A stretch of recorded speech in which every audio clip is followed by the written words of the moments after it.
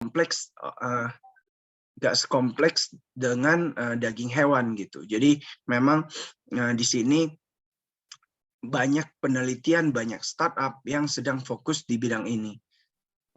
Untuk startup di bidang ini juga sangat luar biasa besar gitu ya, hingga puluhan miliar rupiah setahu saya gitu. Nah, saya ingat satu cerita gitu ya, di 2014 ketika saya melanjutkan studi di Wageningen University gitu. Nah, ini kan ada yang buat patty. Jadi patty burger itu yang dibuat dari John Petri.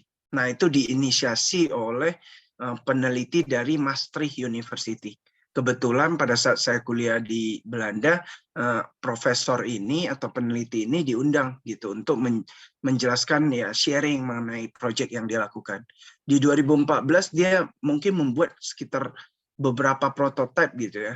Tapi untuk satu patty burger itu dijual kalau nggak salah hampir 5 juta rupiah pada saat itu gitu. Hanya satu potong daging.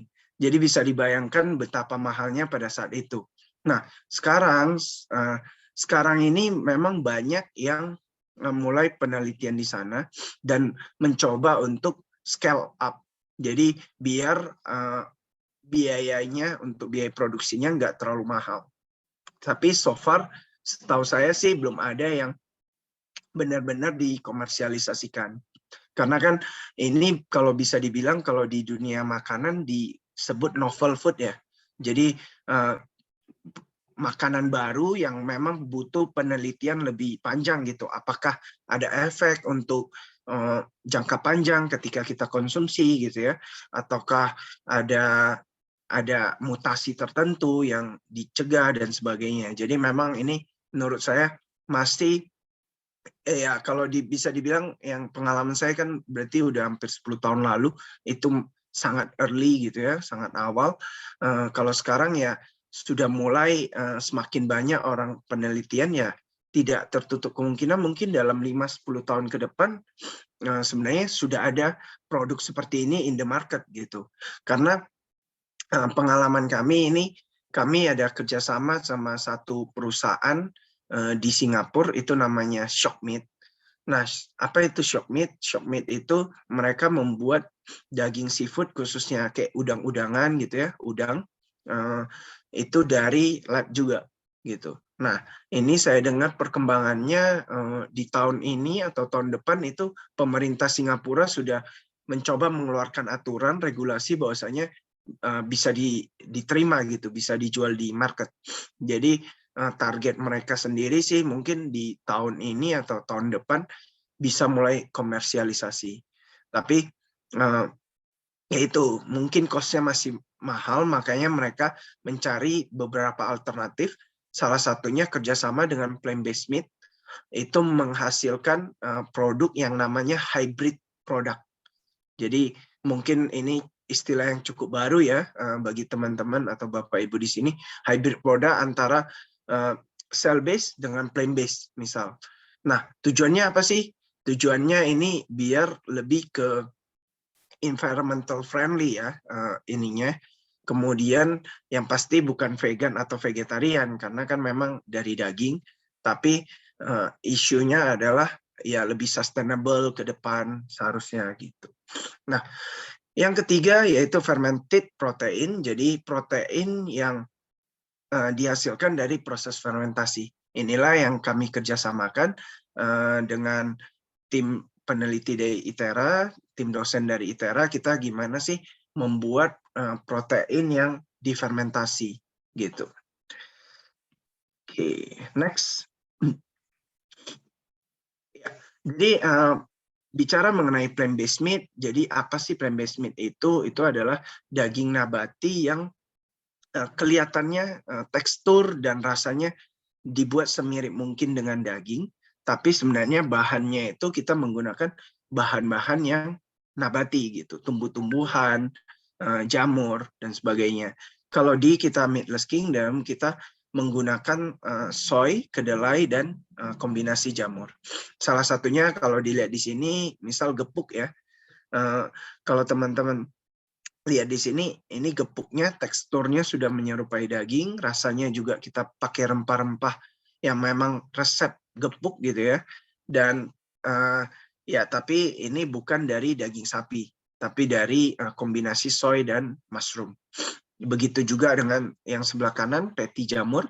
Patty kita buat juga menyerupai patty sapi, beef patty, tapi dari soy dan mushroom. Next.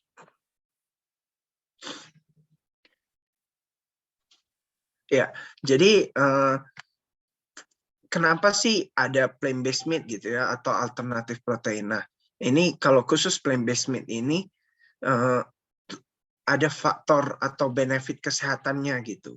Jadi seperti yang kita tahu, khususnya di Indonesia sendiri kan banyak penyakit-penyakit yang ternyata disebabkan oleh konsumsi daging yang berlebihan gitu. Seperti penyakit jantung, diabetes, kanker gitu ya. Yang ternyata kan daging ini satu mengandung lemak yang kalau dikonsumsi terlalu banyak jadi menyebabkan penyumbatan di pembuluh jantung. Kemudian kankernya dari mana sih? Biasanya kan hewan-hewan ini kan banyak juga yang disuntik antibiotik untuk biar mereka nggak cepat sakit gitu ya. Saya pernah ketika saya magang di Frisian Flag gitu ya di 2015, saya lihat di peternakan sapi gimana mereka harus suntik antibiotik ke sapinya biar nggak mastitis gitu ya. Mastitis kayak peradangan di puting dari sapinya seperti itu. Nah, antibiotik ini bisa aja ada residu yang masuk ke salah satunya di susunya seperti itu. Jadi ini hanya satu contoh aja, masih banyak lagi yang misal kayak ditambak gitu ya, biar tambak udang dan tambak ikan, kalau hewannya biar nggak cepat sakit, mereka dikasih obat gitu ya, antibiotik. Nah, akumulasi inilah yang mungkin bisa jadi pemicu dari kanker juga, seperti itu. Nah, kemudian belum, sorry. Ya, jadi produk nabati ini memang memiliki kalori dan protein yang menyerupai protein hewani, dan juga mereka lebih rendah kalsium, kalium, magnesium gitu ya, seng dan vitamin B12. Tapi sebenarnya kalau kita lihat kan kadang ada yang bertanya gitu ya, kalau saya pola hidup vegan atau vegetarian sebenarnya kurang gizi nggak sih? Kalau kita bisa lihat, saya juga banyak melihat contoh-contoh gitu ya, dan belakangan ini juga di Netflix gitu, kalau teman-teman Bapak Ibu ada sempat nonton kayak dokumenter gitu ya, banyak atlet-atlet ternyata kalau dia pola hidup mengurangi makan daging itu fine-fine aja. Justru dari segi otot, setahu saya ya, ketika saya nonton film dokumenter itu nggak cepet capek gitu ya, ototnya gitu. Nah, selain itu juga secara logika sebenarnya ketika dijelaskan di dokumenter itu bahwa biasanya kan kita dalam hal ini hewan ternak gitu ya, biasanya mereka kan makannya itu biji-bijian, rumput gitu ya. Nah, itu kan kemudian mereka olah menjadi otot dan sumber energi mereka. Bayangkan kalau kita bisa langsung dapat dari sumbernya. Jadi betapa lebih efektifnya energi yang yang didapat gitu. Oke, video saya error lagi. Saya off aja ya. Nah, jadi seperti itu. Jadi itu beberapa studi yang menunjukkan bahwa sebenarnya protein yang kita dapat dari langsung kita konsumsi kacang-kacangan ini, dari nabati ini sebenarnya lebih efisien gitu. Selain itu memang ada 1-2 kayak vitamin gitu ya yang nggak terdapat di tanaman yang kita bisa gantikan melalui suplemen. Itu sih yang dilakukan oleh orang-orang yang berkomitmen pola hidup vegan for their life gitu ya, for whole life gitu, sepanjang hidup. Nah, next.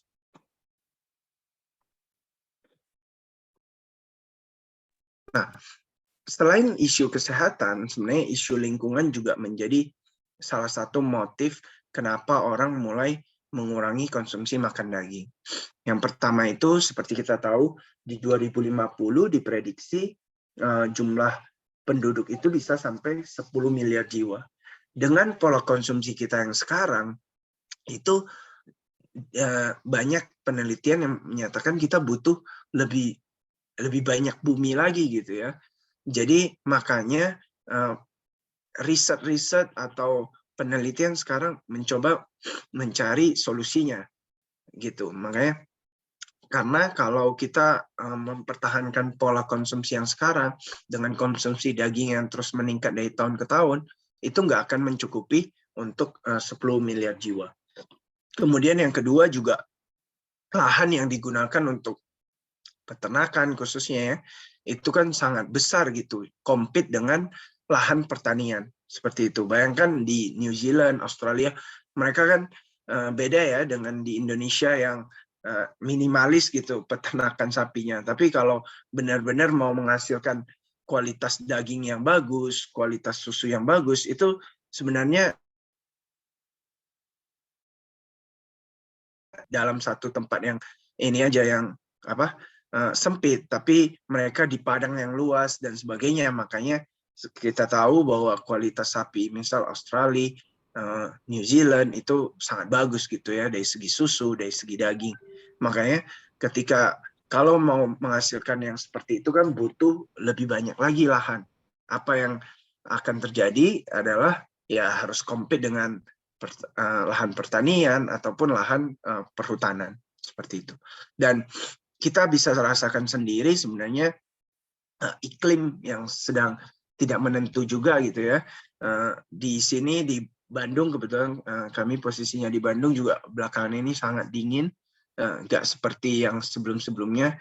Dan kita tahu di belahan bumi yang lain juga kita dengar kayak di Eropa sempat ada kekeringan gitu ya, panas dan sebagainya. Saya sempat ketemu satu orang, beliau investor, beliau cerita bahwasanya efek dari kekeringan ini gitu ya, diproduksi champagne dalam hal ini yang biasa di Prancis sangat terkenal gitu ya, wine champagne itu di beberapa tahun ke depan akan terbatas gitu, sehingga kemungkinan akan ada inflasi dari harga champagne, misal seperti itu. Jadi efeknya itu karena kita tahu champagne atau wine gitu kan fermentasi ya, ketika gagal sekarang impact-nya bukan langsung sekarang, tapi ya gak ada bahan bakunya untuk difermentasi hingga beberapa tahun ke depan. Makanya efeknya itu akan terjadi beberapa tahun lagi gitu. Next.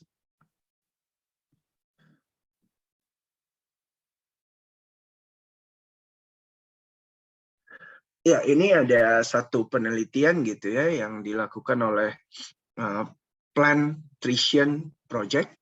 Bisa dilihat komparasinya untuk ukuran lapangan sepak bola dengan standar pola makan orang Amerika saat ini, itu hanya bisa mencukupi satu orang aja per tahun. Tapi kalau dengan plant-based diet, dengan ukuran yang sama, 2 lapangan sepak bola, itu bisa mencukupi kebutuhan makanan orang 14 orang per tahun. Jadi memang sangat signifikan ya, seperti itu. Apalagi kalau teman-teman tahu, misal di biologi, ya di mikrobiologi kita juga pelajari jamur gitu ya. Ini vertical farming lebih efisien lagi gitu.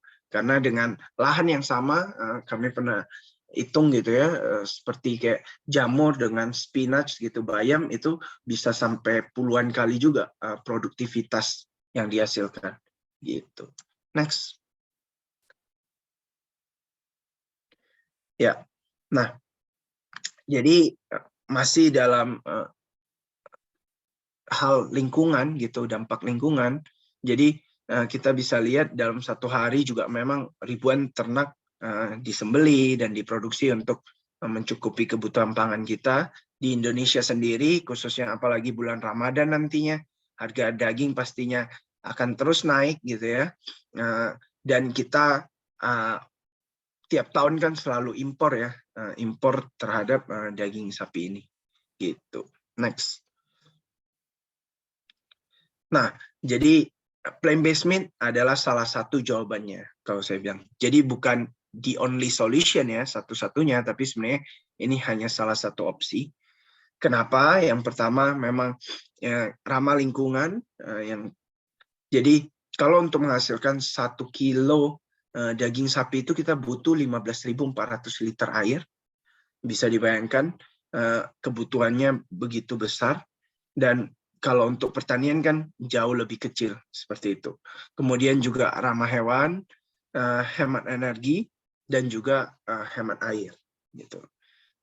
Nah, jadi ramah lingkungan di sini juga dalam artian hewan ternak khususnya kan kita tahu menghasilkan gas metana gitu ya, gas rumah kaca yang ternyata berdampak efeknya itu gak kalah dengan kendaraan bermotor kita, asap kendaraan bermotor kita. Gitu. Next. Jadi kita di Meatless Kingdom mengembangkan ini daging-daging nabati tapi dengan cita rasa lokal gitu. Jadi ada rendang, ada dendeng, ada gepuk gitu ya.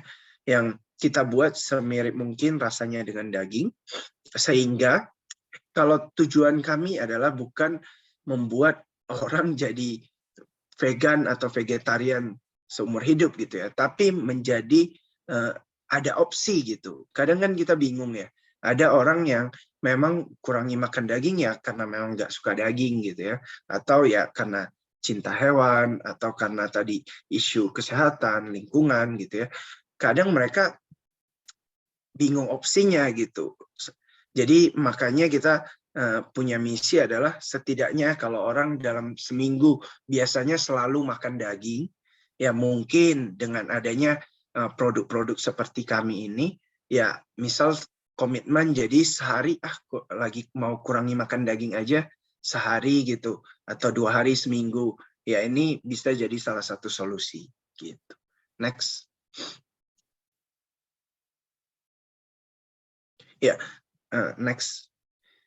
Jadi terkait dengan prosesnya sebagai gambaran, seperti yang saya bilang tadi, kita mengkombinasikan antara jamur ini adalah shiitake dan kedelai, kemudian kita bentuk seperti ini bahan bakunya yang tengah, jadi kayak bentuk chang ya, meat chang gitu, yang kemudian kita olah menjadi rendang. Next. Nah, pastinya di dalam bisnis kami gitu ya, kami merasa bahwa nggak selalu mulus gitu. Menurut saya setiap bisnis juga pasti ada challenge-nya. Jadi kalau di kami, di plant-based meat ini adalah pastinya edukasi market, karena menurut saya ini masih sangat awam gitu ya. Pengalaman kami ketika pameran gitu di Jakarta, bahkan di kota besar gitu ya, di Jakarta, di Bandung, itu masih banyak yang apa sih ini gitu. Mereka bertanya-tanya. Kemudian ketika makan kaget gitu, ini beneran nggak, bukan daging gitu.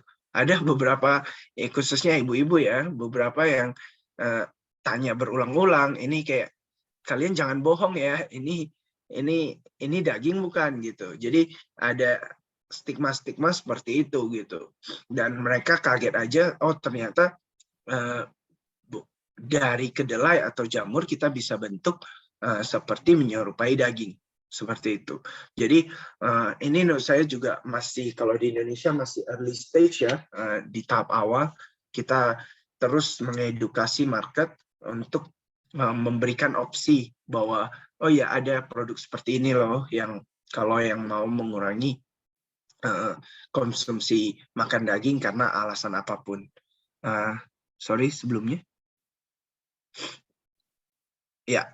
Nah, yang kedua itu adalah mindset daging dan nabati gitu ya.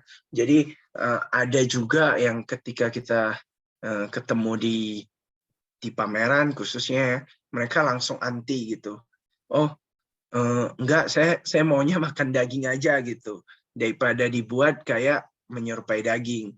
Ya, itu menurut kami juga adalah satu pilihan ya, karena kan sebenarnya ini juga bridging ya.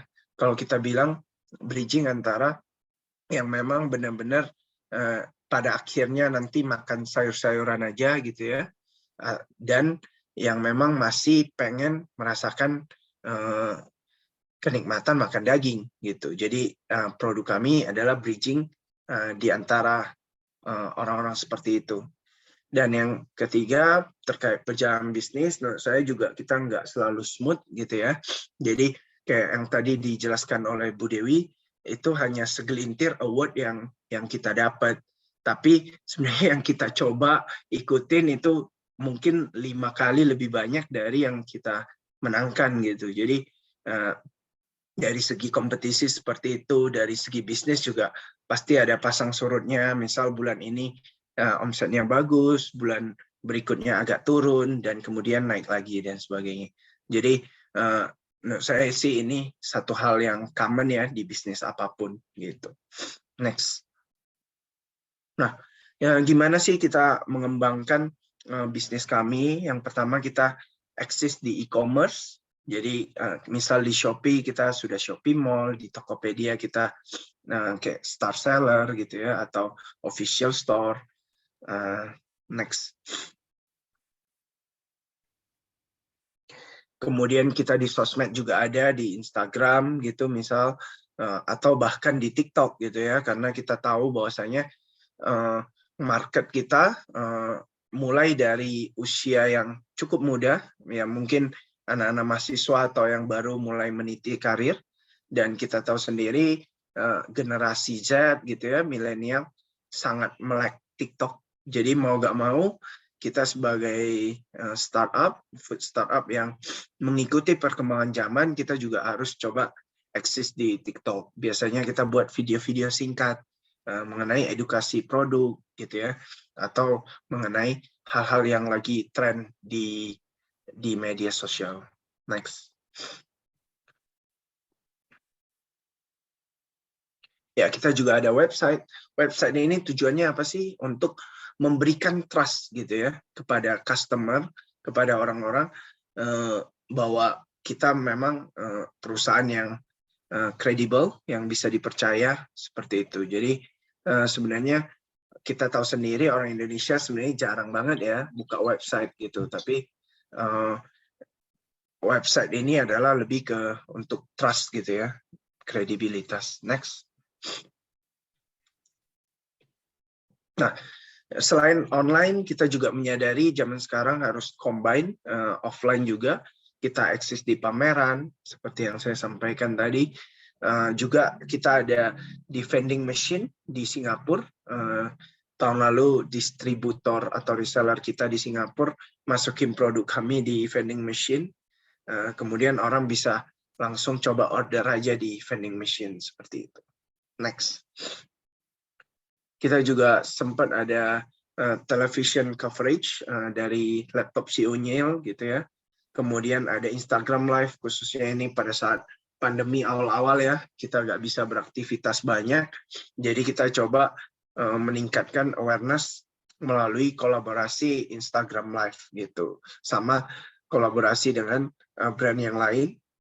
Ini kita pernah kolaborasi dengan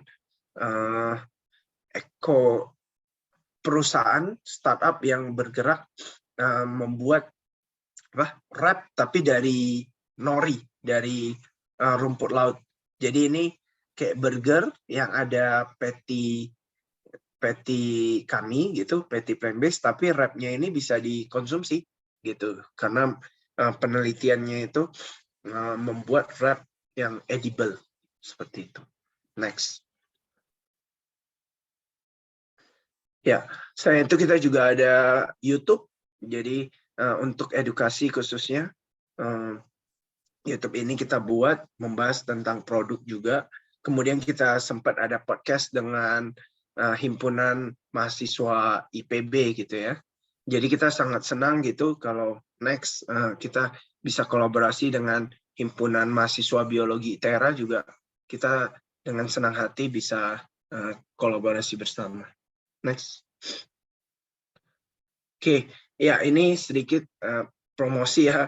Kalau teman-teman mau cobain produk kami, bisa foto aja atau screenshot. Nanti ini bisa chat kita via IG atau WA di medsos kita. Nanti bisa dapat diskon 10%. Next. Oke, sekian dari saya. Nanti kalau masih ada waktu, mungkin saya mau share satu video dari cell base tapi dibuat pakai mesin gitu ya. Kalau nanti ada waktu bisa saya share. Oke, terima kasih. Saya kembalikan ke Bu Dewi. Baik, terima kasih banyak Pak Putra. Waktunya masih sisa Pak kalau mau di-share mungkin Oke, boleh. videonya. Saya yang share ya. Boleh.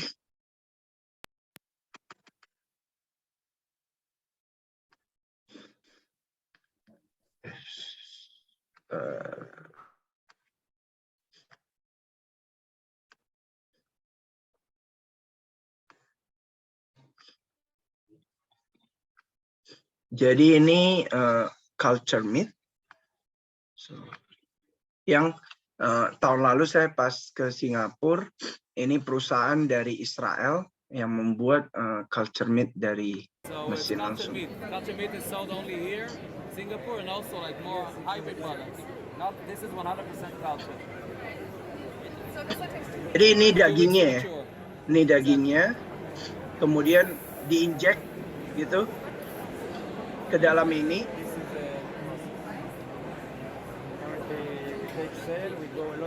Nanti selama 2 minggu dimatangkan, istilah mereka gitu. Udah selesai. Ya. Jadi tadi di bagian mesin itu yang merah itu adalah daging yang diinjek. Jadi kayak feeling 3D ya, 3D meat, 3D printing meat. Dia isi dengan sel-sel hewan asli gitu ya. Kemudian tapi nggak langsung bisa dikonsumsi. Jadi tadi sempat dibilang 2 minggu dimatangkan dulu, baru mungkin baru bisa diproses berikutnya gitu. Saya juga kurang tahu detail ya, tapi intinya sudah ada eksis seperti itu teman-teman. Namanya stakeholder ya. Saya nanti chat di ini kalau teman-teman mungkin mau lihat di YouTube lebih detail. Nah, itu bisa stakeholder. Oke, mungkin itu aja Bu Dewi. Oke, baik. Terima kasih banyak Pak Putra. Sangat keren banget gitu ya. Menginspirasi sekali bagaimana caranya kita bisa mendapatkan rasa daging, tapi bukan dari bahan daging hewani. Seperti itu. Oke, mengingatkan sekali lagi bagi para peserta studium general yang ingin mengajukan pertanyaan untuk narasumber, dipersilahkan menuliskan pertanyaannya di kolom chat. Nanti di sesi akhir kita akan bacakan untuk langsung dijawab oleh narasumber-narasumber kita. Baik, demikian pemaparan dari narasumber yang pertama. Kita lanjutkan ke narasumber yang kedua dari Ibu Nugraheni Fitarahma dari PT Iswesit Indonesia. Namun sebelumnya mungkin kita akan bacakan sedikit tentang profil singkat dari Ibu Vita. Nah, jadi Ibu Vita ini bernama lengkap Nugraheni Fitarahma SPMSI. Beliau merupakan breeding manager di PT Iswesit Indonesia sejak tahun 2012 hingga saat ini dengan sebagai pemulia tanaman dari beberapa tanaman seperti tomat, terong, bayam, kangkung, dan selada. Beliau menempuh pendidikan sarjana pertanian dari Universitas Jenderal Sudirman pada tahun 1997, kemudian melanjutkan studi S2 di Institut Teknologi Bandung dengan prodi Magister Bioteknologi pada tahun 2014. Sebagai breeder, beliau sudah memenangkan penghargaan sebagai Indonesian Breeder Award pada tahun 2021 dari Perhimpunan Ilmu Pemuliaan Indonesia. Kemudian pada tahun 2017 beliau juga mendapatkan penghargaan sebagai pemulia tanaman untuk menghasilkan benih sayuran lokal dari Direktorat Jenderal Hortikultura Kementerian Pertanian. Sebagai breeder, beliau sudah menghasilkan kurang lebihnya sebanyak 19 varietas sayur seperti tomat, terong, bayam dan juga kangkung yang masing-masing memiliki beberapa sifat unggul seperti misalnya tahan terhadap virus dan juga nilai produksi yang cukup tinggi.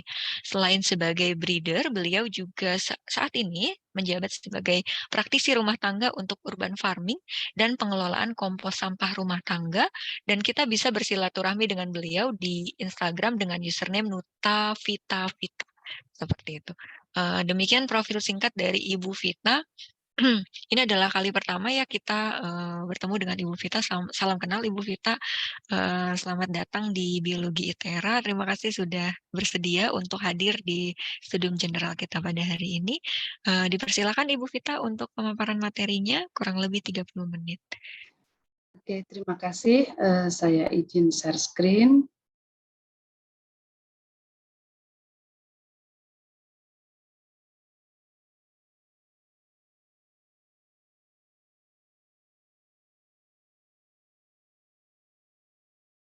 Oke, terima kasih. Assalamualaikum warahmatullahi wabarakatuh.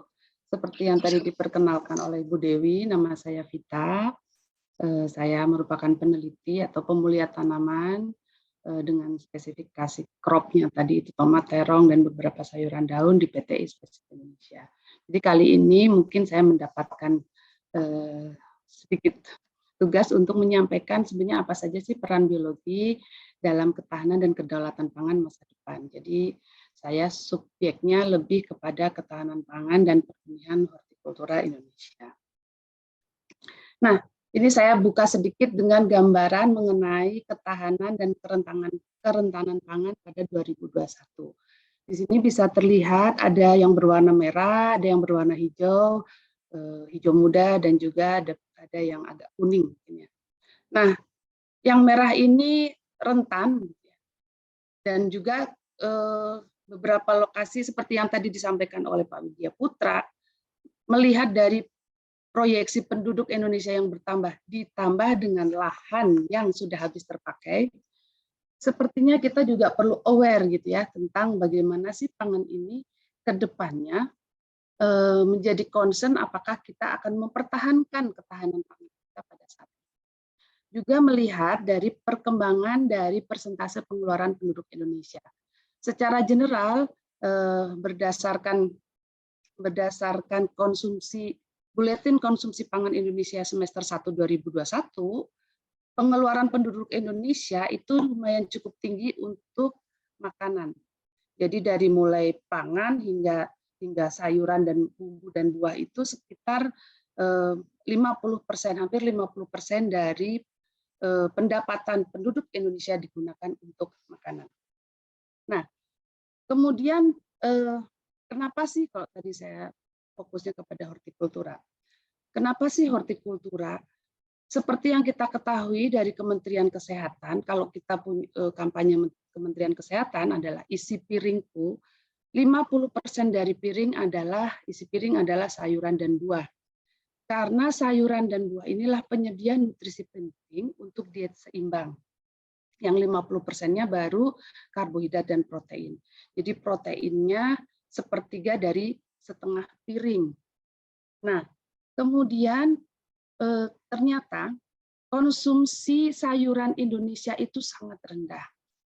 Kalau anjuran WHO itu sekitar 400 gram per hari, kita bandingkan dengan konsumsi di Cina itu sekitar 377, lalu ternyata di Indonesia hanya sekitar 43 gram per hari. Nah, ini yang menjadi concern kita, bahwasanya pangan ini harus mempunyai komposisi dengan diet yang lebih seimbang. Sehingga dengan melihat tadi itu, sayuran menjadi sangat penting. Apalagi sayuran ini sebenarnya termasuk yang mudah dibudidayakan, karena dari asal katanya tadi, hortus artinya taman, dan kolere artinya budidaya, itu membudidayakan tanamannya itu mostly di taman atau di kebun yang lahannya lebih sedikit. Nah, tadi juga Pak Putra menyampaikan kalau seukuran lapangan bola untuk produksi daging, dan itu hanya bisa untuk memberikan makan sekian orang, sementara untuk produksi dengan plant based bisa berkali-kali lipat. Nah, concern inilah yang kemudian menjadi salah satu alasan kita kenapa kita fokus terhadap perbenihan hortikultura. Sedikit menyinggung mengenai ketahanan dan kedaulatan pangan, ini menurut FAO dan juga Undang-Undang Republik Indonesia Nomor 18 Tahun 2012 tentang pangan. Ketahanan pangan adalah kondisi makanan bergizi yang dapat diakses oleh semua orang dan sumber daya alam dikelola dengan cara yang mempertahankan fungsi ekosistem untuk mendukung kebutuhan manusia saat ini dan masa depan. Nah, kemudian ada kedaulatan pangan nih, ada hak negara dan bangsa untuk menentukan kebijakan pangan yang menjamin hak pangan bagi rakyat dan memberikan hak bagi masyarakat untuk menentukan sistem pangan sesuai dengan potensi sumber daya lokal. Jadi di sini saya rangkum ada beberapa yang saya highlight. Jadi ada pengelolaan sumber daya alam, kemudian akses terhadap pangan bergizi, dan jaminan ketersediaan pangan yang cukup dan berkelanjutan. Nah, di sini kita bisa lihat tadi itu ada pengelolaan sumber daya alam, kemudian ada akses terhadap pangan dan jaminan ketersediaan, dan di tengah-tengahnya ternyata ada pertanian. Gambar tersebut adalah sebuah model konseptual bagaimana ketahanan pangan bisa dicapai dan bagaimana sumber daya alam bisa dikelola untuk memenuhi akses terhadap pangan yang bergizi, menjamin ketersediaan pangan yang cukup dan berkelanjutan. Gambar ini saya ambil dari website FAO 2014. Kita bisa lihat bahwasanya pertanian merupakan interface atau penghubung antara sistem alam, natural system, dan human system, dan sistem manusia. Pertanian merupakan mekanisme yang memanfaatkan sumber daya alam. Ada tanah, ada air di sini, tanah, air, keanekaragaman hayati, hutan, iklim, nutrisi, dan energi. Dan juga lingkungan, seperti iklim contohnya, atau sumber atau siklus hara, yang mengubahnya menjadi produk pertanian, makanan, pakan, serat, bahan bakar, dan juga layanan ekosistem, layanan ekonomi sosial yang terkait, seperti stabilitas pasokan dan ketersediaan. Nah, dari sini ada prinsip-prinsip pertanian berkelanjutan yang saling berhubungan untuk transisi menuju pangan dan pertanian. Prinsip-prinsip ini memadukan dimensi sosial ekonomi dan lingkungan berkelanjutan dalam pertanian, dan juga memberikan dasar untuk mengembangkan kebijakan strategi peraturan dan ketahanan pangan berkelanjutan. Nah, kelima prinsip ini saling melengkapi. Prinsip 2, kita mulai dari prinsip 2, itu mendukung sistem alam, natural system. Keberlanjutan membutuhkan tindakan langsung untuk melestarikan, melindungi dan meningkatkan sumber daya alam.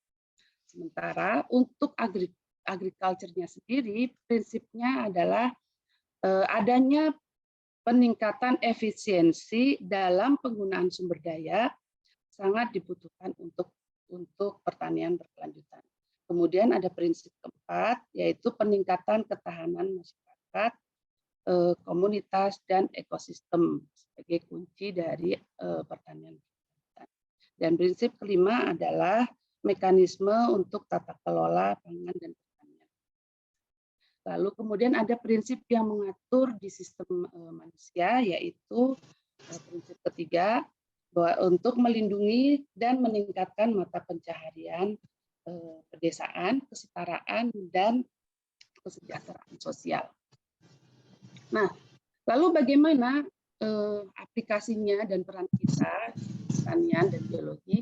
Prinsip pertama, ada beberapa aplikasi yang bisa kita lakukan. Ini contohnya adalah portofolio varietas yang beragam secara genetik. Nah, tadi itu ada banyak sumber daya alam yang mesti kita kelola secara pertanian. Nah, sumber daya alam yang beragam ini membutuhkan keragaman genetik yang adaptif untuk menghadapi kondisi-kondisi yang ada di secara alam dan lingkungan. Juga adanya contoh kedua adalah pertanian konservasi. Jadi ini pertanian yang berbasis pada kualitas tanah. Jadi kita perlu untuk melakukan pertanian konservasi. Ini juga kaitannya dengan penggunaan pupuk organik dan anorganik. Karena pada saat ini pertanian itu mostly berbasis kimia, yang tentu saja ini mempengaruhi struktur dan tekstur tanah.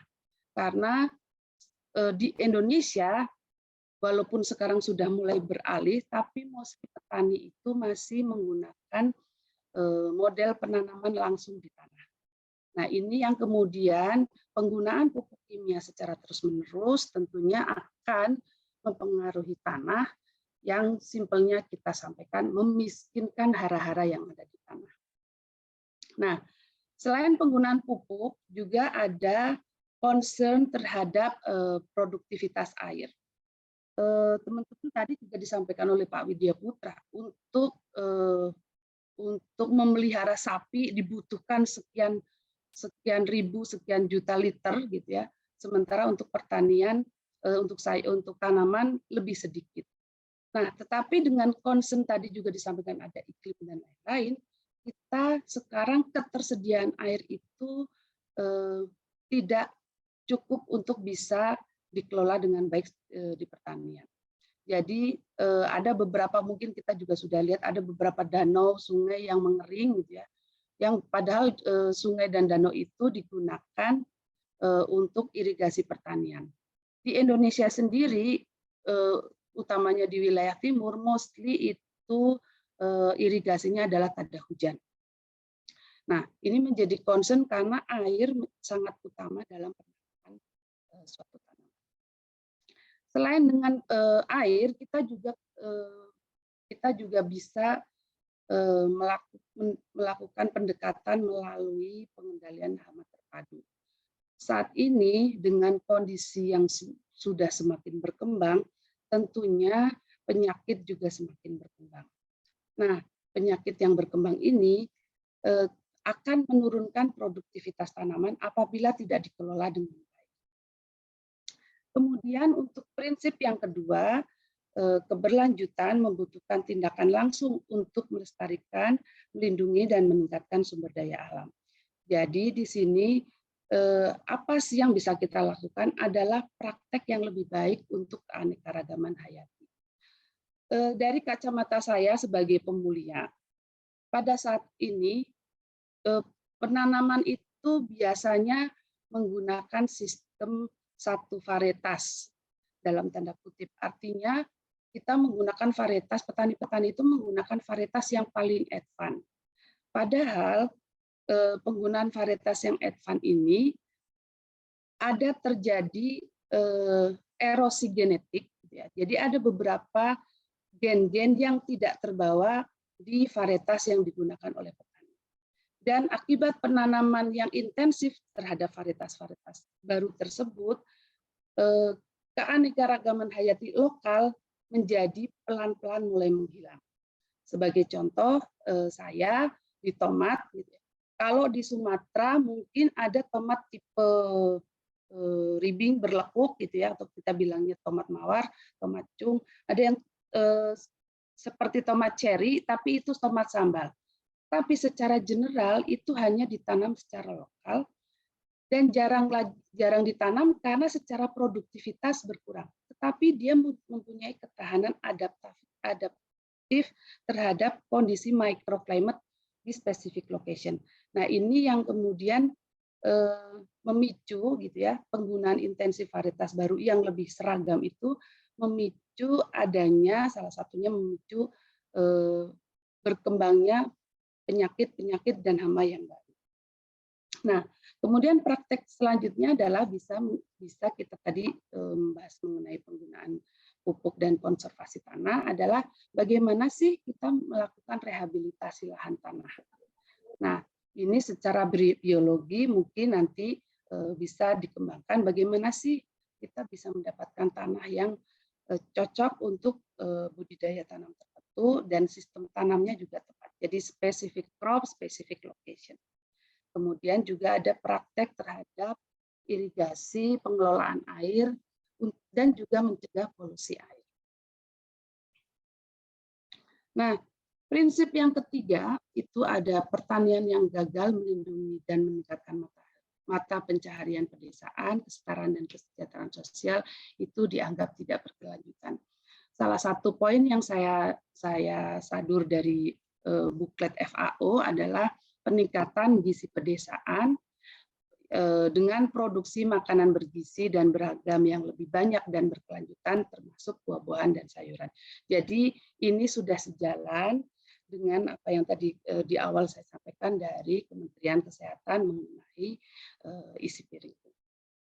Kemudian ada prinsip keempat, yaitu terkait dengan ketahanan masyarakat, komunitas, dan ekosistem.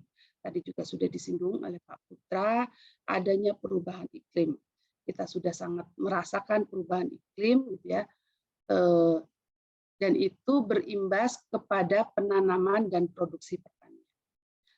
Untuk prinsip kelima, pangan dan pertanian berkelanjutan membutuhkan mekanisme tata kelola yang bertanggung jawab dan efektif. Ini lebih kepada kebijakan sosial dan ekonomi pangan dan pertanian.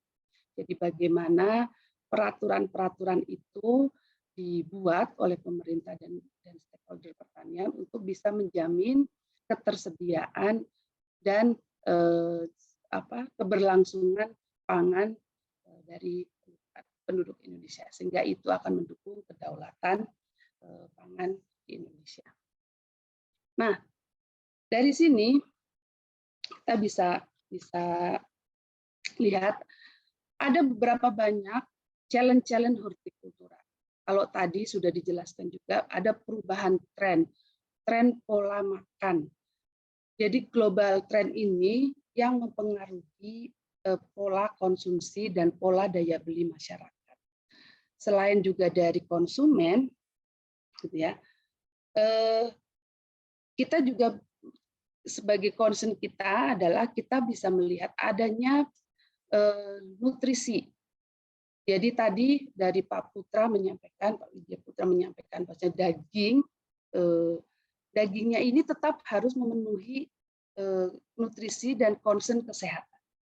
Apalagi tadi banyak sekali concern kesehatan terkait dengan penyakit-penyakit yang ada di manusia. Kemudian kita juga punya concern mengenai pest dan disease, kemudian ada perubahan iklim, dan juga ada kebijakan dari pemerintah mengenai food security dan nutrisi. Nah, dari sini ada banyak challenge tersebut, gitu ya. Itu salah satu caranya untuk menghadapi tantangan tersebut adalah dengan mengembangkan varietas tanaman yang lebih adaptif dan sesuai dengan preferensi user atau konsumen. Caranya bagaimana? Yaitu dengan melakukan pemulihan tanaman. Jadi pemulihan tanaman adalah sebuah kegiatan ya untuk melakukan improvement pada tanaman dengan menggunakan kaidah-kaidah ilmu genetika dan memadukan juga dengan seni untuk bisa menghasilkan tanaman-tanaman yang memang sesuai dengan kondisi pasar. Kenapa dengan seni, gitu ya? Karena itu tadi, kadangkala secara estetika tampilan makanan itu berbeda-beda preferensinya. Misalkan tomat untuk orang Indonesia itu warnanya merah, bentuknya agak lonjong. Tapi kalau di Eropa warnanya bisa beragam.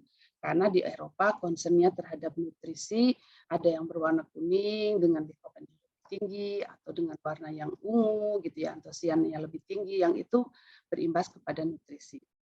Atau juga sebagai contoh sekarang yang sedang berkembang adalah salad gitu ya.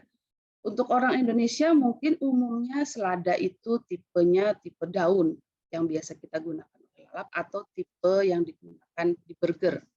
Tapi sebenarnya banyak sekali gitu ya varian-varian selada yang juga mempunyai tekstur dan rasa yang enak.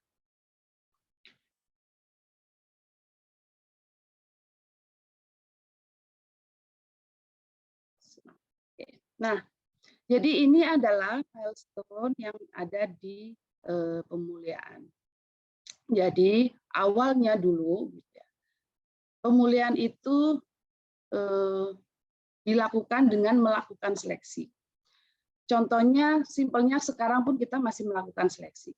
Kita ibu-ibu gitu ya, kadang-kadang menanam benih, beli tomat, beli cabai, ada sisa, bijinya dibuang lalu tumbuh. Ternyata tanaman yang tumbuh ada beberapa dan dilihat, oh kok yang ini pendek-pendek, yang ini besar-besar, yang ini rimbun, yang ini tidak. Itu adalah metode pemulihan yang paling sederhana dengan selection breeding. Lalu kemudian milestone-nya berjalan, kita menggunakan beberapa praktek pemulihan sehingga menghasilkan pemulihan yang lebih presisi. Nah, di sini kita bisa lihat ya, kalau dulu dari di pojok kanan itu dari mulai simple breeding sampai ke modern breeding, ada beberapa teknologi yang berkembang. Kalau awalnya gitu ya, itu kita hanya simple menggunakan genetika Mendel. Kalau mungkin dipelajari di SMA gitu ya, kita belajar bagaimana sih bunga merah kali bunga putih itu anaknya menghasilkan apa. Kemudian dari genetika Mendel itu kita berkembang kepada produk-produk hibrid, produk-produk hasil kawinan antara dua tetua. Jika dulunya hanya dari seleksi itu hanya diambil biji lalu ditanam, seperti yang praktek yang umum dilakukan oleh ibu-ibu rumah tangga, tapi ternyata praktek itu menghasilkan produktivitas tanaman yang kurang, sehingga perkembangan teknologi ternyata bisa memadukan karena ada aksigen tertentu yang dalam kondisi heterosigot ternyata memberikan efek lebih bagus dibandingkan tetuanya. Jadi contohnya misalkan jagung itu jagung pendek, tongkolnya pendek, tapi bisa menghasilkan anak yang tongkolnya panjang dan bulirnya berisi penuh. Nah, itu yang kemudian dipelajari bagaimana kita bisa memunculkan heterosis efek yang melebihi dari tetuanya di hybrid breeding. Kemudian berkembang lagi dengan teknologi tissue culture. Ini teknologinya sudah lama. Jadi kita memulai dengan bagaimana sih mengembangkan tanaman dari tissue culture. Kalau tadi di Milk Kingdom, bagaimana sih mengelola sel dan sebagainya untuk bisa menjadi daging. Nah, tissue culture ini kemudian juga berkembanglah kita sekarang ke era ada penggunaan marker DNA. Jadi DNA diteliti, dicari tahu, dan kemudian dirancang, dikembangkan markernya, penandanya, untuk membantu breeder pemulia melakukan seleksi terhadap trait-trait tertentu. Misalkan kalau saya hendak melakukan seleksi terhadap ketahanan penyakit, saya harus menanam sampai dan melakukan screening sampai saya mendapatkan tanaman yang benar-benar tidak terinfeksi. Tapi kita bisa melihat dengan genetiknya, DNA-nya, titik tertentu gitu ya, untuk mengetahui oh ternyata sebenarnya dari fase seedling, dari bibit berumur 14 hari saja kita sudah bisa melakukan seleksi. Nah, yang terbaru ini ada CRISPR, teman-teman lebih ahli ya mengenai ini. Jadi kita mengedit gen-gen tertentu gitu ya. Yang tadinya bahkan kalau zaman saya kuliah dulu kayaknya masih tahun 2014 itu masih CRISPR-Cas9, ternyata sekarang sudah sampai ke CRISPR-Cas13. Nah, ini adalah ilmunya. Saya kurang terlalu paham mengenai CRISPR-13. Nah, dari sinilah kemudian teknologi-teknologi itu berkembang gitu ya. Yang tujuannya satu adalah untuk meningkatkan produktivitas tanaman sesuai dengan preferensi konsumen. Nah, dari sini founder kami, Bapak Simon Groot, itu punya visi bahwasannya a good seed can change the life of millions. Jadi berawal dari benih yang bagus akan bisa mengubah hidup orang banyak. Karena kenapa benih itu menjadi krusial? Karena benih itu ditanam sekarang, baru mendapatkan hasilnya beberapa waktu kemudian. Benih yang salah menghasilkan produk yang tidak tepat. Jadi pemilihan benih, pemilihan varietas yang tepat itu menentukan hasil panen di petani. Sini dari visi tersebut, kemudian Iswesit berdiri. Iswesit sendiri merupakan perusahaan benih sayuran terpadu pertama di Indonesia dan memiliki komitmen sebagai sahabat petani yang paling baik. Jadi kegiatan di Ewindo ini dimulai dari dari R&D, dari pemulihan tanaman, dan didukung dengan teknologi pertanian gitu ya, untuk bisa meningkatkan pendapatan. Jadi visi kami percaya pada benih sayuran berkualitas tinggi dan pelayanan terbaik untuk kesejahteraan petani. Dan dengan misinya yaitu menyediakan benih sayuran berkualitas tinggi, membantu petani dengan pelayanan terbaik, dan mendorong peningkatan konsumsi sayuran.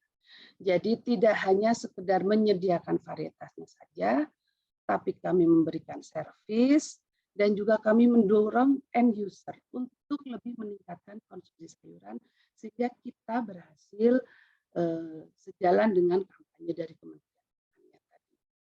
Nah, nilai-nilai perusahaan ini yang ada di Ewindo adalah yang pertama sahabat petani yang paling baik, kemudian kami punya nilai karyawan yang bahagia dan bersyukur, karena karyawan yang bahagia itu akan meningkatkan produktivitas kerja untuk menghasilkan benih sayuran yang berkualitas tinggi.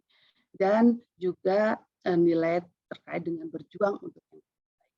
Jadi kami selalu berusaha memberikan inovasi-inovasi terbaru sesuai dengan kebutuhan user, baik petani ataupun consumer, untuk memberikan produk yang memang tepat dan baik.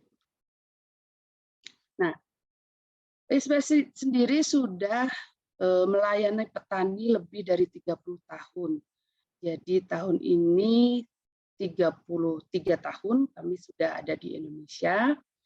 Ewindo didukung oleh lebih dari 1.000 karyawan putra-putri bangsa, jadi 100% Indonesia. Kalau tadi di Kingdom Pride di lokal, kita juga lokal, 100% employee-nya adalah putra-putri bangsa. Kemudian kami juga memiliki teknologi mutakhir, jadi kita menggunakan molekular marker untuk mempercepat penemuan benih unggul. Ewindo bermitra dengan 17.000 petani produksi dan 70.000 tenaga kerja polinator di Jawa Timur, Banten, dan Lampung. Jadi untuk memproduksi varietas-varietas tersebut dari skala kecil kemudian di scale up, kami bekerja sama dengan petani produksi yang ada di beberapa lokasi tersebut. Juga Ewindo, benih-benihnya sudah digunakan oleh berjuta-juta petani di Indonesia. Menghasilkan sekitar 150 varietas benih dari mulai sejak berdiri sampai sekarang. Dan juga fokusnya kami terutama adalah untuk pemenuhan kebutuhan benih di dalam. Nah, bagaimana kita menyediakan benih yang berkualitas? Dimulai dari riset. Jadi kami ada di divisi riset, itu melakukan pemuliaan, mengembangkan varietas yang baru, seperti yang tadi disampaikan di awal di CV saya. Contohnya ada satu varietas yang tahan virus, tahan layu, yield-nya tinggi, kiloannya tinggi, gitu ya.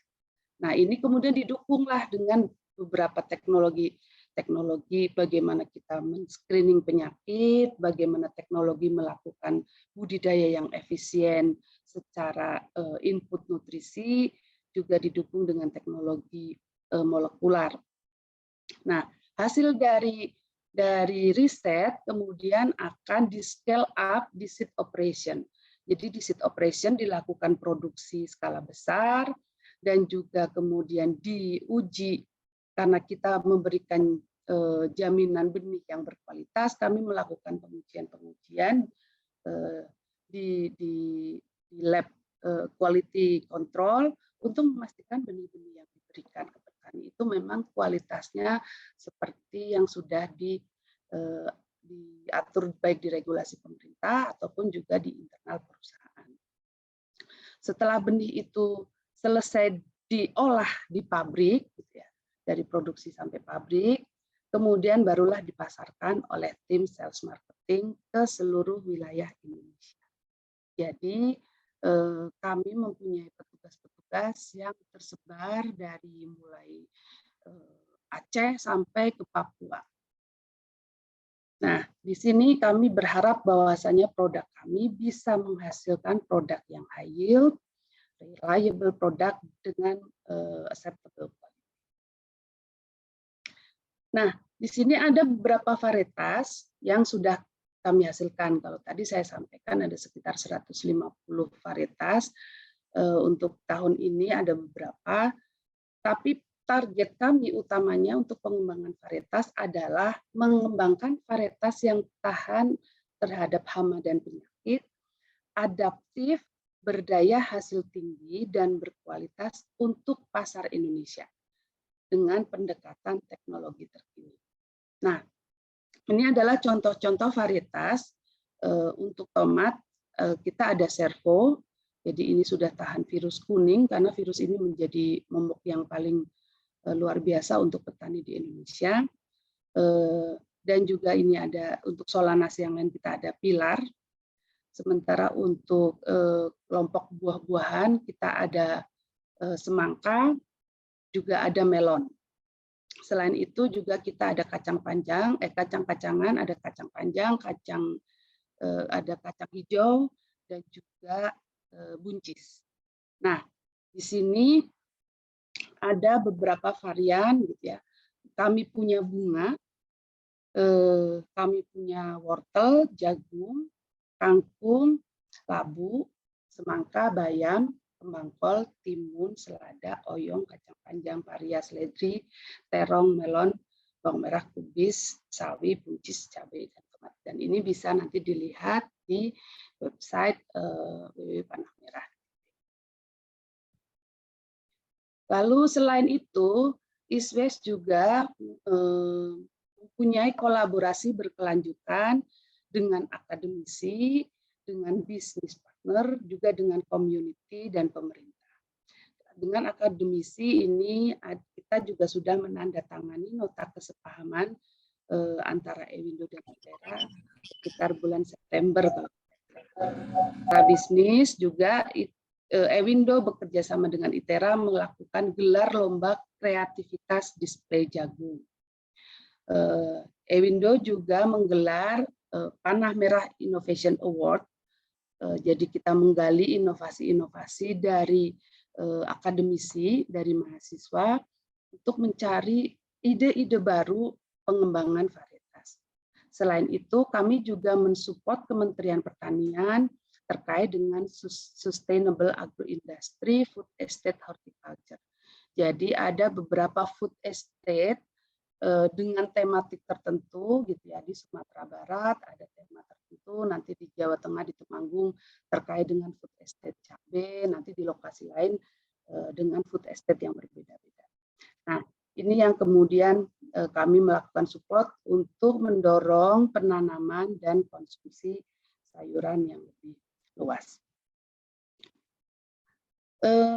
Terakhir, kami percaya bahwasanya benih Ewindo sangat berperan dalam ketahanan pangan, yaitu sebagai sarana untuk mengoptimalkan produksi pertanian, menghasilkan produk bernilai ekonomis tinggi, sehingga mampu memenuhi kebutuhan pangan dunia yang bernutrisi tinggi sesuai dengan kecukupan kebutuhan pasar dan konsumen Indonesia. Demikian presentasi dari saya. Saya ucapkan terima kasih. Assalamualaikum warahmatullahi wabarakatuh. Waalaikumsalam warahmatullahi wabarakatuh. Terima kasih banyak Ibu Vita atas pemaparannya. Sangat menginspirasi sekali. Mudah-mudahan para peserta Studium General juga bisa terinspirasi gitu ya dengan aktivitas dari Ibu Vita sebagai ahli breeder di PT ISWES Indonesia. Ya. Beberapa waktu lalu Biologi ITERA juga bekerja sama dengan Ewindo, tapi di bidang penelitian seed cutting, Ibu. Jadi untuk apa namanya, menghasilkan benih yang tahan terhadap penyakit. Mungkin ini hilirisasi dari setelah breedernya selesai gitu ya, baru nanti ke seed cutting-nya, mungkin seperti itu. Oke, terima kasih banyak Ibu Vita atas pemaparan materinya. Kemudian kita lanjutkan ke sesi yang selanjutnya, yaitu sesi tanya jawab. Sudah ada beberapa pertanyaan yang masuk di kolom chat, baik untuk narasumber pertama, untuk Bapak Putra, dan juga untuk Ibu Vita. Nanti akan kita bacakan.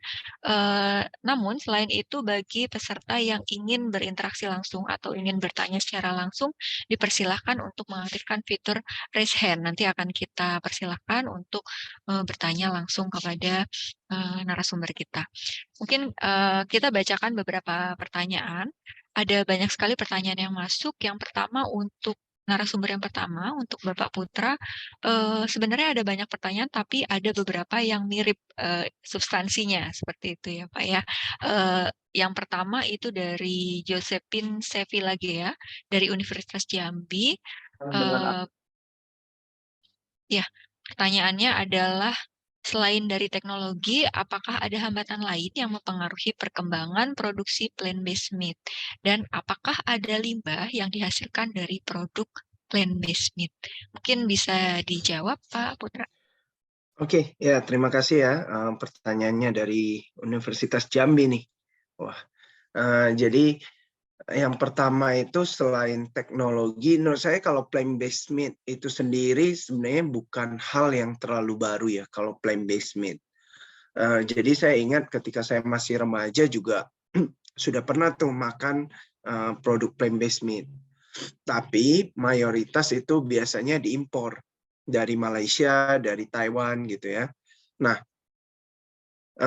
makanya tidak heran sebenarnya kalau plant-based meat ini kalau bisa dibilang nggak terlalu high-tech lah, tapi bisa dibilang mungkin middle atau low teknologi ya. Tapi dibandingkan dengan cell based misal gitu, atau dibandingkan dengan fermentation.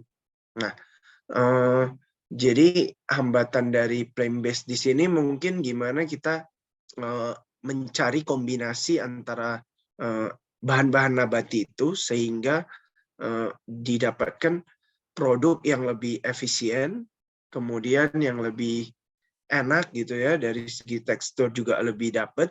Nah, itu yang terus kita akan improve. Nah, terkait waste, yang namanya produksi seharusnya pasti masih ada waste. Bayangkan misal kayak sayur-sayuran, misal dari seluruh bagian sayuran kan pasti ada yang kita potong gitu ya, misal bagian akarnya atau bagian yang layu gitu. Nah, seperti itu pasti ada waste-nya. Nah, tapi tergantung lagi kalau di kita memang belum sampai dijadiin pupuk gitu ya untuk waste-waste seperti itu. Kita baru hanya dibuang ke tempat pembuangan sampah. Mungkin seperti itu. Oke, mungkin kalau dari limbahnya masih belum terlalu signifikan ya Pak Putra ya, kalau untuk plant-based seperti itu. Oke, kemudian ada lagi beberapa pertanyaan yang sebenarnya mirip. Sebenarnya ada 4 penanya yang menanyakan hal yang mirip gitu ya. Seperti misalnya dari Evelyn Octavia dari ITERA, bagaimana cara membuat suatu produk plant-based yang mendekati 90% dari produk hewan? Contoh yang diketahui adalah contohnya misalnya IKEA, itu perusahaan mengeluarkan makanan plant-based, tapi cita rasa dari plant-based-nya memang tidak bisa menggantikan cita rasa dari hewan seperti itu. Nah, mungkin atau tidak, apakah memungkinkan kalau produk plant-based itu bisa menggantikan produk hewani? Seperti itu, Pak. Ya, jadi ini lagi-lagi tergantung produk dan tergantung perusahaan yang buat ya. Jadi yang kalau seperti punya kami gitu ya, misal kayak rendangnya sih banyak yang bilang mirip. Terus kemudian kalau dendeng bagi sebagian yang cukup sensitif ya mereka merasa ya ada berbeda gitu. Jadi kita bisa dengan teknologi sekarang juga ada kayak masking gitu ya, flavoring, masking gitu, agar produk ini semakin mirip dengan daging. Kemudian sekarang juga ada fat replacer, jadi pengganti dari lemaknya daging, tapi dari nabati seperti itu. Jadi itu yang digunakan sehingga membuat produk itu semakin lama semakin menyerupai daging. Gitu sih Bu. Sama satu lagi mungkin kalau ada satu contoh di US gitu ya, mereka Impossible Burger namanya, mereka buat ham.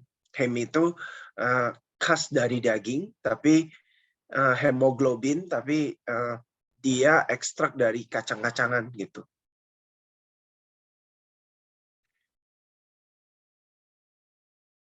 Oke, baik Pak.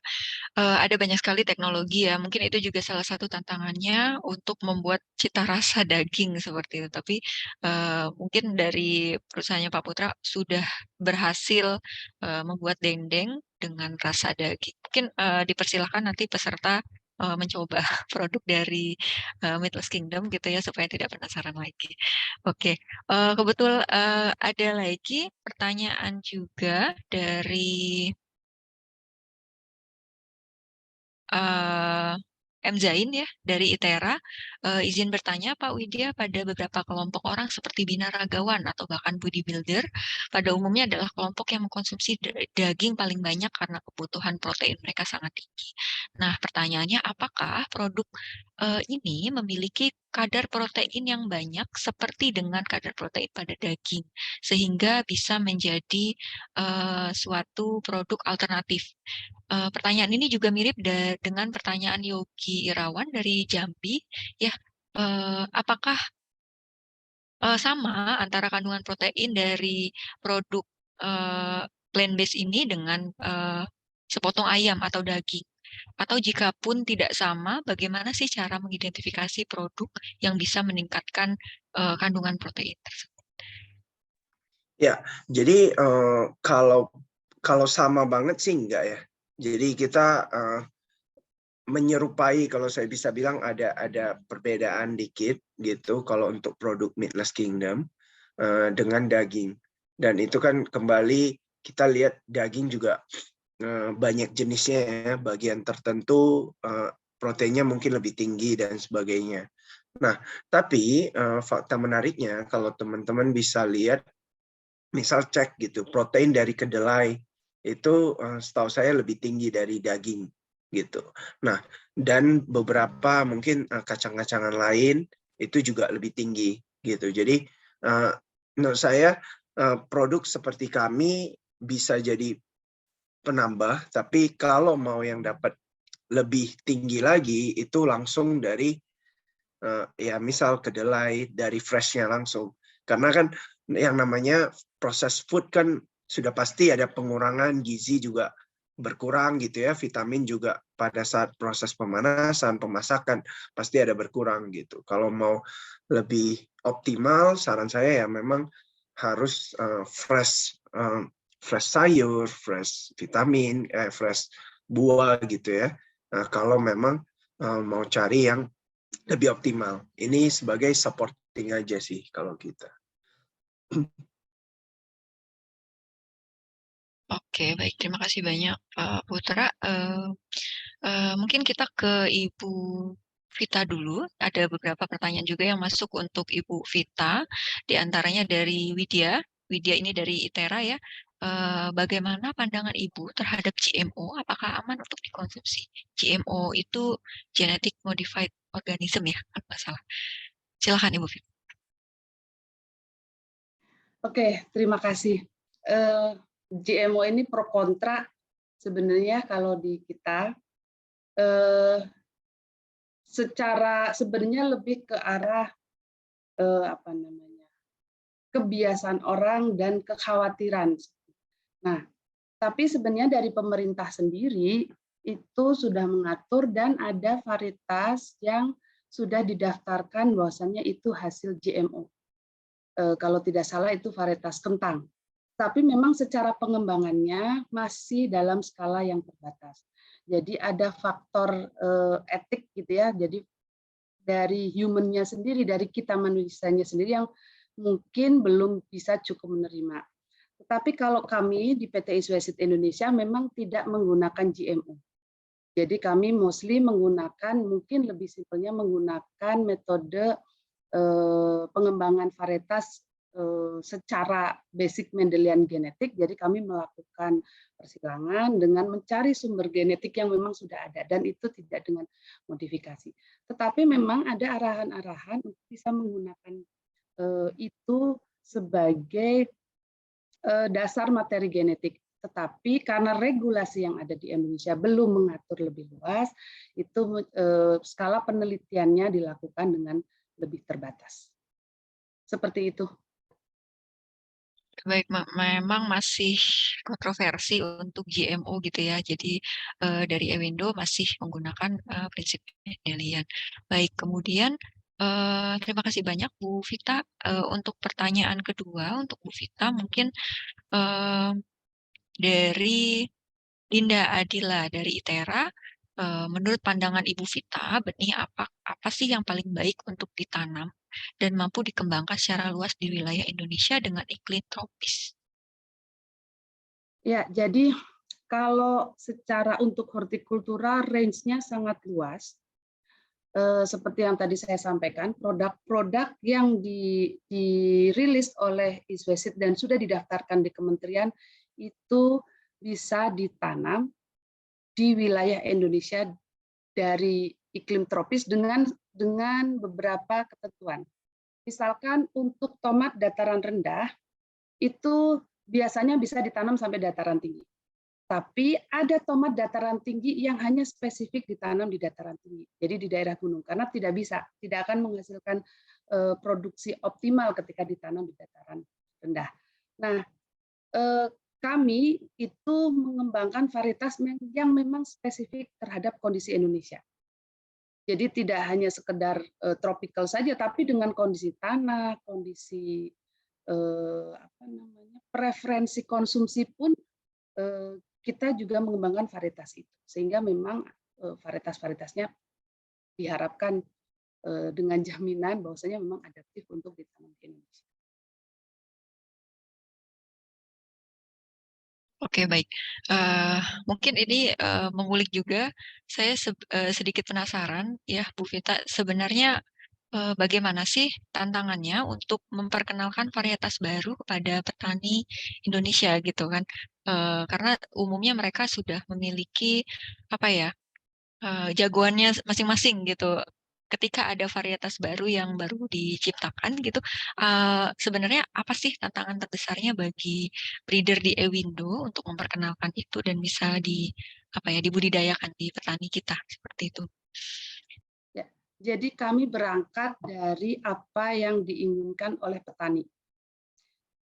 Awalnya kenapa petani, seperti tadi kami punya value bahwasanya kami sahabat petani yang paling baik. Seorang sahabat itu mendengarkan keluhan petani.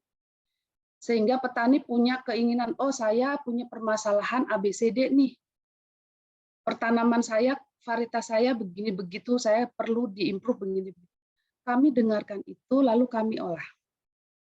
Nah, dari pengolahan itu kemudian kita mendapatkan kandidat. Kandidat itu akan diuji lagi ke petani untuk mendapatkan respon. Jadi sebelum dirilis resmi didaftarkan di kementerian, ada syarat peraturan yang harus dipenuhi, karena ini juga diatur di peraturan pemerintah gitu ya, di Kementerian Pertanian gitu ya, di aturannya, bahwasanya kami harus menguji sehingga varietas yang dirilis memang mempunyai nilai kebaruan dan mempunyai nilai manfaat yang lebih tinggi dibandingkan varietas yang sudah ada. Dengan pendekatan itu, karena kita menggunakan pendekatannya dari kacamata petani, biasanya varietas-varietas kita, kalau memang tidak disukai petani, ya tidak lolos. Kalau petani masih menganggap, oh varietasnya jelek, varietasnya tidak bisa memenuhi permasalahan kami, mengatasi permasalahan kami tidak bisa maju. Nah, itu yang memang kemudian kami di Iswesit ini lumayan selektif sekali gitu ya, ketika akan merilis varietas baru. Jadi setahun itu paling cuma 2-5 varietas baru, itu pun beda-beda tanaman. Karena secara siklusnya sendiri bisa sampai 5 tahun untuk mengimprove satu karakter. Jadi lumayan proses breedingnya itu harus selalu disinkronkan dengan apa yang dibutuhkan oleh konsumen kami. Begitu, Bu Dewi. Oke, baik. Terima kasih banyak, Ibu Vita. Mungkin kita lanjutkan, ada pertanyaan mungkin untuk Bapak Widya Putra. Ini dari Selvi, Universitas Jambi, tentang ketahanan produk, gitu ya. Bagaimana sih perbedaan spesifik mengenai ketahanan produk yang dibuat langsung dengan daging hewani asli dibandingkan dengan produk daging yang berbasis daging nabati, seperti itu Pak. Kira-kira ada perbedaan nggak dari segi ketahanan produknya? Ya, kalau dari segi ketahanan produk sebenarnya depends on prosesnya ya. Misal kayak kalau kita kan proses retort gitu, makanya bisa sampai setahun. Daging juga seperti itu. Kalau daging di retort ya bisa hingga setahun juga gitu ya. Seperti misal kayak ikan sarden gitu ya. Nah itu seperti itu sih. Baik. Tapi preferensi pasar itu bagaimana Pak kalau misalnya dengan preservasi seperti itu untuk produk-produk daging hewan alternatif gitu Pak? Menurut saya sih so far responnya positif ya, karena kalau di sini juga, maksudnya kalau di Indonesia ada juga produk-produk plant-based itu frozen. Nah, frozen itu memang kendalanya adalah di pengiriman sebenarnya gitu. Dan tipe produknya kan beda juga ya. Misal kalau frozen mungkin lebih cocok kayak nugget, sosis gitu ya.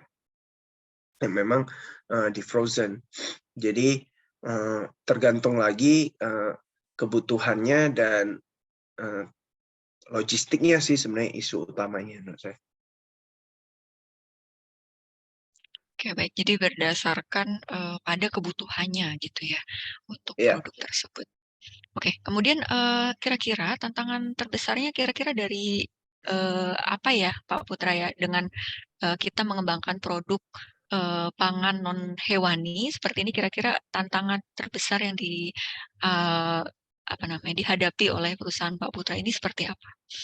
Ya, seperti yang saya sampaikan di pemaparan sebelumnya adalah menurut saya lebih ke edukasi ya so far gitu. Jadi masih banyak masyarakat yang awam gitu ya dengan produk seperti ini, bahkan ada yang baru coba atau baru dengar gitu ya, dan mereka belum have no idea gitu. Oh, kok ada ya produk seperti ini gitu. Dan reasonnya kenapa sih ada solusi seperti ini gitu. Jadi awareness seperti itu yang menurut saya masih menjadi tantangan utama dan perlu terus kita kami gaungkan gitu sehingga orang-orang jadi tahu oh ternyata ada loh produk seperti ini gitu. Ya mungkin dari edukasi masyarakatnya karena memang awamnya itu daging itu dari hewan seperti itu ya. Iya, Dan benar. betul. Oke. Terima kasih banyak Pak Putra. Mungkin pertanyaan terakhir untuk Ibu Vita dari Ilmiatul Hasanah Fitera. Tadi Ibu Vita memaparkan tentang beberapa prinsip, dan prinsip yang ketiga itu adalah meningkatkan gizi pedesaan. Sedangkan saat ini kondisi di Indonesia, gizi di pedesaan tuh cenderung jarang untuk diperhatikan karena masyarakatnya masih kurang edukasi, kesulitan mendapatkan gizi yang sesuai, dan lain-lain. Kira-kira cara efektif untuk mengatasi masalah tersebut dari segi tanaman itu seperti apa ya, Bu Vita? Ya, terima kasih. Memang betul edukasi itu effortnya luar biasa karena pedesaan di Indonesia juga masih lumayan luas. Sehingga kami di East West Indonesia memang pendekatannya adalah dengan memberikan varietas yang mempunyai nilai nutrisi yang lebih. Sebagai contoh, saya di tomat ada satu varietas yang dari hasil penelitian itu kami ujikan kandungan likopen dan kandungan lainnya lebih tinggi. Atau juga ada kita memberikan varietas jagung berwarna ungu karena antosian lebih tinggi. Tetapi dengan rasa yang juga enak. Nah, varian-varian ini yang mudah-mudahan ketika ditanam dan dikonsumsi itu secara tidak sadar sebenarnya meningkatkan gizi di pedesaan. Jadi fokus kami ke depannya adalah seperti yang tadi di slide saya, fokus kami pengembangannya juga memperhatikan nutrisi untuk pemenuhan gizi. Begitu, Bu Dewi. Ya, baik, terima kasih banyak Bu Vita dan juga Pak Widya Putra atas jawaban atas pertanyaan-pertanyaan yang disampaikan oleh para peserta studium general. Mungkin cukup sekian dari sesi tanya jawab kita pada hari ini. Saya ucapkan terima kasih banyak atas waktu dan kesediaannya bagi Pak Putra dan juga Ibu Vita untuk berbagi ilmu di studium general kali ini.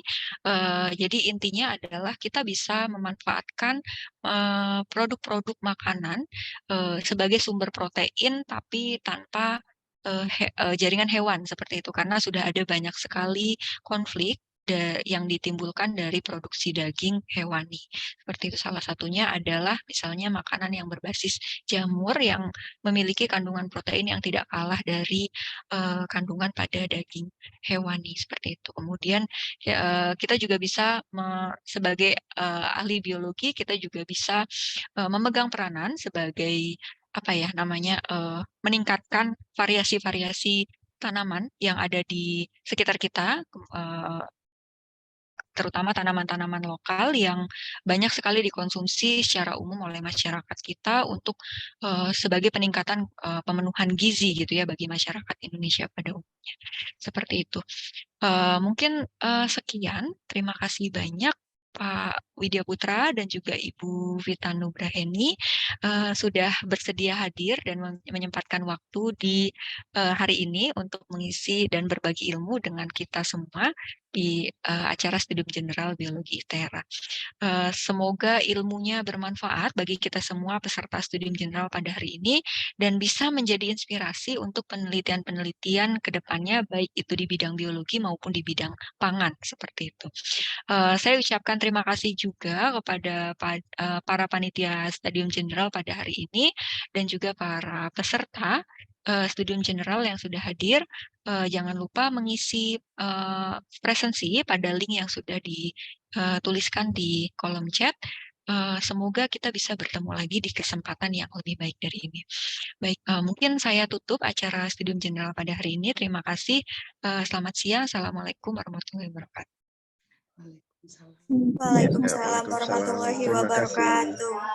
Terima kasih. Terima kasih banyak Ibu Vita. Terima kasih banyak Ibu Pak Putra. Ya, sama-sama. Live.